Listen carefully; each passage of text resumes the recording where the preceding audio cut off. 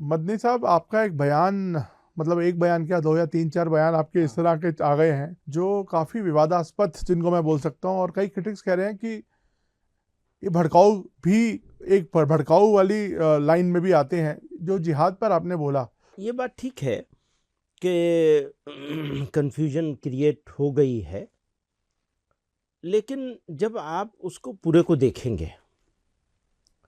تو آپ مس انڈرسٹینڈ نہیں ہوں گے. مس انڈرسٹینڈ ہونے سے بچانا میری ذمہ داری تھی، اور آپ اس ذمہ داری کو میں پورا نہیں کر سکا، آپ اس کے لیے مجھے قصوروار قرار دے سکتے ہیں. لیکن اگر آپ پورا بیان دیکھیں گے تو 3 باتیں کہی گئی ہیں. ایک تو یہ کہ انڈیا میں اس جہاد کو، جہاد کے کئی معنی ہوتے ہیں. مثلا خود نبی صلی اللہ علیہ وسلم نے فرمایا جہاد اصغر سے جہاد اکبر کی طرف چلو. اکبر یعنی سب سے بڑا جہاد. سب سے بڑا جہاد کیا ہے؟ اپنے نفس کو ٹھیک کرو، اپنے آپ کو ٹھیک کرو، جھوٹ بولنا، فلاں فلاں فلاں، ان ساری چیزوں سے اپنے آپ کو مکت کرو. اسی طرح سے کہیں ظلم ہو رہا ہے، اس ظلم کا ویرودھ کرو، اس کو بھی جہاد قرار دیا گیا ہے، عین جہاد ہے.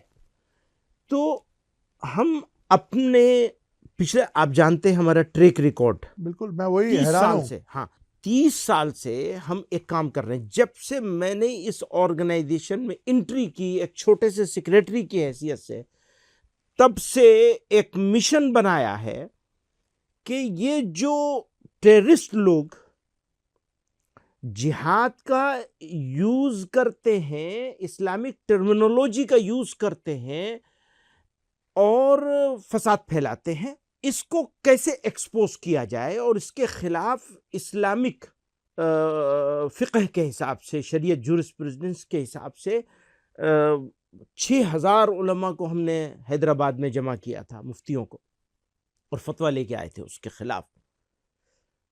اور اس کے بعد سے لگاتار اس کے اوپر کام کر رہے ہیں.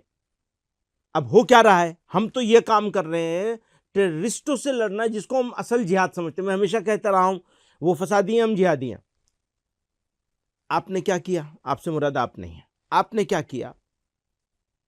پوری منسٹری نے، اسٹیٹس کی ہو یا سینٹر کی ہو، ایک اسٹینڈ لیا ہے کہ جب بھی کوئی بری چیز مسلمانوں سے ریلیٹڈ آئے گی تو اس کو جہاد سے جوڑیں گے. ایک پوتر شبداولی ہے یہ.